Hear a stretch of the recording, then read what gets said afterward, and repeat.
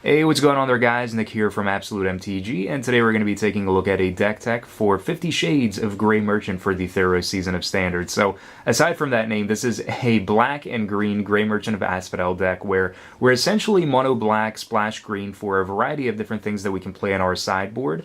And as some background information about this deck, at the time of this recording and at the time that this is being published to YouTube, myself and Team Top Deck, we are prepping for a TCG Player Platinum event, and this was the deck choice that myself and Greg, we both wanted to play a Grey Merchant deck. And initially, whenever I started building this deck and taking a look at like the different things that are just good in the Grey Merchant decks, I wanted to splash white just because of cards like Sin Collector and also things like Glare of Heresy, and that was kind of like the biggest thing that I wanted to incorporate in our deck. But whenever we talk things over with the other members of the team, and also whenever we talk to the other members in our Magic group, we pretty much decided that the splash of green was just far more relevant. Like, the card quality that you get for splashing green in this type of a deck is just amazing and is so much better than white. So that's what we ended up with.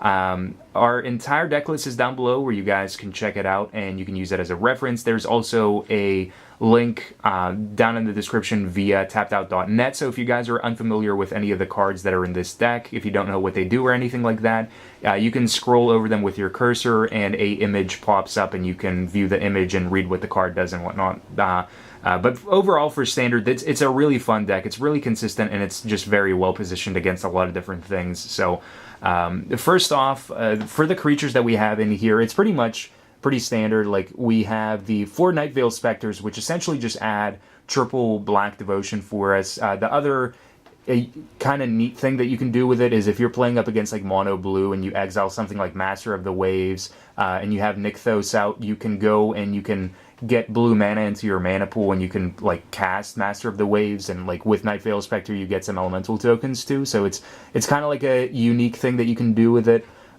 So it's kind of fun in that sense, but essentially the Nightveil Specter is pretty much just the devotion enabler that we have in this type of a deck, aside from being a flyer and bashing in and being able to exile the top card of our opponent's library and we can play it. We have 3 Lifebane Zombie, which the deck initially started off with Pack Rat, but we moved away from Pack Rat so we can play Lifebane Zombie, and in turn we can play more hate for other Pack Rat decks that can be in the meta. So like Gaze of Granite is what we side in to be able to deal with Pack Rat and to be able to deal with a lot of different things in the mirror match. So Gaze was really good, but whenever you're running Pack Rat yourself, you have to be very, very far behind for Gaze to actually be good. So what we ended up doing was moving away from Pack Rat and just playing Lifebane Zombie instead. And Lifebane Zombie is amazing up against like the green-white decks. It's good up against Naya. Even if you're playing a game 1 up against red deck wins, getting Boros Reckoner is good. So Lifebane Zombie allows you to take a white or green creature from your opponent's hand off of the reveal, and you get to exile. It also has Intimidate, which can be relevant for dealing damage, especially being able to connect and deal with like Whip of Erebos and gain back life as well. That can be relevant, like turn 3 Lifebane Zombie, turn 4 Whip of Erebos. We have a playset of Desecration Demon. So the Desecration Demon, just 6/6 for 4, far less amazing whenever you're playing up against decks that just produce a ton of creatures and stuff like that, but otherwise, 6/6 for 4 flying, and if your opponent wants to evade like any blocks or attacks or something like that, at the beginning of combat they can sack a creature, and we tap Desecration Demon and put a +1/+1 counter on him. We have 1 Erebos, God of the Dead. So Erebos is kind of like going back and forth between the Abhorrent Overlord and just being the Erebos itself. Erebos is great for the mirror match. It's also great for like decks like Junk as well. Anything that's running like Whip, just being able to deprive them of gaining back life, it's great. It's good up against the mirror for being able to not allow your opponent to gain life off of Grey Merchant as well, so that's definitely a great aspect to him. But then whenever you look at Overlord, like Overlord is just like really overkill most times, and it's pretty much good up against everything except Control because they can just board wipe. So really, like the Erebos can either be an Overlord or just the Erebos himself. It really just ends up being like what your meta is and what ends up being better. If you have like a lot of control, then Erebos is probably something that would be better. It will lock out like Sphinx's Rev as well. The Gray Merchant is the centerpiece in this deck. You gain X amount of life and your opponent loses X amount of life equal to your devotion to black, and we just try to pile on as much devotion to black as we can. It can also get around like Elspeth as well, which is kind of a nice thing, which the decks that are running Elspeth like junk, they love to be able to blow up Desecration Demons with the -3, so being able to have Gray Merchant at least survive that whenever we have a really meaty board state is good. So the Gray Merchant with the 2/4 body, it's fine, it blocks small things, but ultimately the siphoning of life is what we really have him here for. We have the Thoughtseize, so Thoughtseize, if you haven't played with it back in Lorwyn, now you're just going to have a ton of fun with it, because Thoughtseize is just great up against slower matchups. Up against like aggro and quick pace stuff, we just side it out because we don't want to lose life.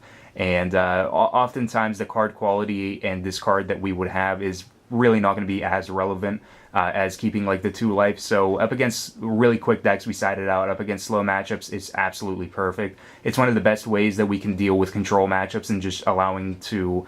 or just having a way to deprive our opponent of what they're ultimately playing. So Thoughtseize is great. We also have the 3 Duress in the sideboard as well that we use up against control. For the removal package of the deck, I have 1 Ultimate Price, 2 Doomblade, 2 Devour Flesh, 1 Putrefy, and playset of Heroes Downfall. So in terms of like creature matchups, the Putrefy is essentially just another Hero's Downfall if our opponent isn't playing any Planeswalkers, which is just fine. But the way that I broke things down was that Ultimate Price is really good, but it can also be very narrow depending on the meta. So the 2 Ultimate Price ended up breaking down into 1 Ultimate Price, 1 Putrefy. It just deals with a lot of different creatures, more creatures than Ultimate Price can deal with. The other nice thing about Putrefy is it deals with Bident and it deals with Whip as well, because they are artifacts and Putrefy can get rid of an artifact as well. So it's just kind of a little bit more added value to the fact that you can get rid of the god weapons. The 2 Doomblade against mono black, or non-black creatures, not mono black. Ultimate prices for mono black. Doomblade up against the non-black creatures in the format, just a variety of different things that it hits. Devour Flesh for decks that aren't running as many creatures, like the mid-range decks are the decks that we want to have Devour Flesh for. Also for control and like game 1, whenever it means getting rid of like their Obzidot or getting rid of their Blood Baron, especially because we still have to worry about the Obzidot flicker, even though if we don't have it like on the spot, if we don't have the mana on the spot to use Devour Flesh whenever they cast it, and we're going to have to like wait for another opportunity to be able to Devour Flesh it. But nonetheless, like Devour Flesh is just an easy way of getting rid of Blood Baron, which can be a problem.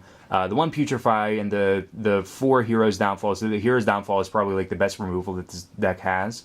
Being able to destroy target creature or Planeswalker at an instant speed is just great. We have 3 Underworld Connections just for raw card advantage. We enchant a land. The enchanted land has tap, pay 1 life, and draw a card. And it adds towards our devotion, which is exactly what we want. We have the 2 Whip of Erebos, which allows us to utilize some life gain. Like if we're in matchups where life is relevant, like up against like aggro decks, then Whip of Erebos is really great, especially like with Desecration Demon, because our opponent doesn't want to allow us to gain back 6 life on the spot. So there are going to be interactions where our opponents just force the sack creatures to not allow us to gain life. And in that, there's also like interactions where you have Gray Merchant out, and if you're really close to winning the game, you can use like removal on your Gray Merchant, then whip it back for 4 mana and be able to siphon more life. So there's small like intricate things that can go on in a game, but Whip of Erebos is just really good utility outside of just life gain. For the land base of the deck, I have a playset of Overgrown Tomb, 4 Golgari Guildgate, which the Guildgate, I wish it was a Scryland, but we don't have it in the format right now, so it has to be a Guildgate for fixing, which is just fine. The slow lands are just perfectly fine, but if we had the Scryland, it would just make this deck a ton better. For the non-colored lands, we have the 2 Nykthos and we have 2 Mutavault. Mutavault isn't as necessary when you're not running Pack Rat, but it's still good up against control, because even if they Wrath you or something like that, you at least still have a 2/2 body that can swing in, so that's perfectly fine. It's also another chump blocker if it needs to be, if you're trying to play defensively. But the Nykthos is an easy way to filter your mana that you have. Like if you're on turn 4 and you only have double black, you play like Lifebane Zombie or Underworld Connections, and you need to play like Nightveil Specter, then being able to filter the lands where you tap like 1 black and the 1 black, 2 colorless, and you have 1 black still in your lands, you get to add double black to your mana pool, and then you have the 3 to cast Nightveil Specter. It works out in your favor like that. So the filtering is sometimes relevant.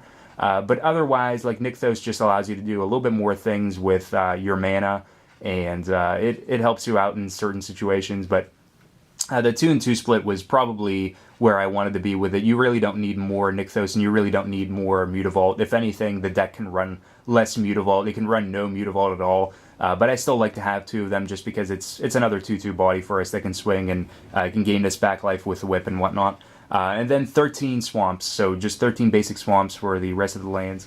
So for the sideboard choices that we have the 3 Duress, we have 3 Pharika's Cure, 2 Golgari Charm, we have 3 Abrupt Decay, 2 Gaze of Granite, 1 Dark Betrayal, and 1 Pithing Needle. The Duress is for the control matchup. That's probably the biggest thing that you want to bring it in against. It complements the Thoughtseize, and we have 7 Disrupt spells that we can just take things from our opponent's hand. We deprive them of things that are going to help them overcome like board states or overcome anything that we're about to do or have done already. So it's great for that. It's also good up against like decks that are running like a lot of non-creature spells, like non-creature mid-range and stuff like that, like Dega. It's really good against Dega, but I don't see Dega that much. But it's still good up against like those mid-range type decks. The Pharika's Cure as a 3 of is for aggro. It lets you deal 2 damage to a creature and gain back 2 life. It just gets rid of like X2s. X2 or less creatures is because you can also get rid of like any 1-drop 1/1s that your opponent has, or like 1 toughness, like 2 ones like Dryad Militant or anything like that. But getting back the life definitely keeps you in the game early on, and it allows you to get to the mid game where you can just stabilize. The Golgari Charm is for Detention Sphere, it's for Underworld Connections, Whip of Erebos, and it also allows us to regenerate from having our opponent cast Supreme Verdict. Even though Supreme Verdict isn't as good against us because we're not running Pack Rat, they don't get like this huge amount of advantage from our card disadvantage from using Pack Rat. So the Golgari Charm is still good up against Supreme Verdict, but our opponent's Supreme Verdict isn't just as good up against us as it would be against Pack Rat decks. But the Golgari Charm against troublesome artifacts, or not artifacts, enchantments, up against troublesome enchantments, and it's just really good up against like the mirror match. Like you set it up against the mirror match, and you take away their Underworld Connections, and you take away their whips, and they really are set back a pretty decent margin. We have the 3 Abrupt Decay. So the Abrupt Decay is up against like small scale aggro, like Weenie aggro, Red Deck wins, stuff like that. We can take away Boros Reckoners, we can take away things like Ash Zealots and anything like that. We just get rid of small creatures. It gets rid of Detention Sphere, and it's uncounterable, so that's pretty perfect for us as well. But ultimately, like anything that's going to give our opponent an advantage that's between 1 and 3 converted mana cost, we just side in Abrupt Decay and we can deal with it. It's also fairly good up against like Chain to Rocks. If our opponent's playing like Naya and their converted mana cost curve is fairly low, we can side it in up against them as well. But usually up against those decks, I'm siding in Gaze of Granite anyway. But the Gaze of Granite, it's going to deal with cards of converted mana cost X or less, and it destroys all non-land permanents with converted mana cost X or less, depending on how much we commit to it. So up against aggro, it's really good. Up against mono blue devotion, it's really, really good. And up against the mirror match, it's also fairly good as well, because we can get rid of any pack rats that our opponent has. And if we are very, very far behind, we can use the gaze for a sizable X value, like X equals 5, which shouldn't be too hard to achieve, because the mono black matchups pretty much last a very long time. But the gaze can pretty much just kind of like blow up the board and reset things, especially if we're really far behind. We want to see the gaze and we want to blow up everything. But the biggest thing that it has been for has been the mirror match, and also for mono blue. And those are the 2 matchups that it works the best for. We have the 1 Dark Betrayal. So the Dark Betrayal is basically just for the mirror match. It just gets rid of black creatures that our opponents may have. Some people have been citing it in and talking about using it up against the mono blue matchup because it gets rid of Nightveil Specter. I don't think that's correct. I don't think that's the card that you want to have. You have other things that is going to deal with cards like Nightveil Specter, like Abrupt Decay. So I mean that's just better. But then again, people aren't splashing green either, so you just kind of have to make do with what you have in the colors that you're playing. But Dark Betrayal is good up against the mirror, and that's what we want to have it for. And also any decks that are running a lot of black creatures otherwise, like green-black mid-range or something like that. And the Pithing Needle is like for control, anything that has like a lot of planeswalkers that are really good. And it's gonna not allow our opponents, like if they're trying to get raw advantage from like Whip of Erebos, like playing Grizzly Salvage, Commune with the Gods, and trying to whip things back, whip back some fatties. Pithing Needle is gonna name Whip of Erebos just to deprive them of that. But like up against control, if our opponent is on the end where they have to start catching up with cards like Jace Architect of Thought, that's definitely what we're going to name, and we're going to keep them from that, and we can also keep them from like Aetherling, from potentially being able to win the game outside of like our life gain and anything like that. So that is the deck tech. Like I mentioned before, the entire deck list is down in the description below where you guys can check it out, and the deck list on TappedOut.net is down there as well, where you guys can view the cards and the abilities and whatnot. And if we make any changes before the event actually occurs, they will be documented on there, and you guys can see those, and you can see the more finalized list if there is one. But that is the 50 Shades of Grey Merchant green-black deck tech for you guys. Remember to like the video and subscribe to the channel for more Magic the Gathering content. And until next time, guys, peace out.